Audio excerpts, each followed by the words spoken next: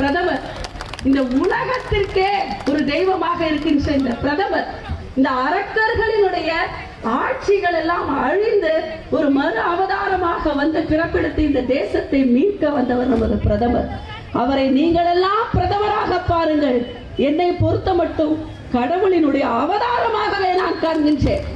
எனது கடவுள் ஹிந்தி பேசுவாரா, தமிழ் பேசுவாரா, கன்னடம் பேசுவாரா என்பதை பற்றி நான் கவலைப்படவில்லை. ஏனென்றால் எங்களுக்கு இடையே நடக்கின்ற மொழி மௌனம். அந்த மௌனத்தில் அவர் என்னை புரிந்து கொள்ளுவாரா என்பதை மட்டும் தான் நான் பார்க்கின்றேன்.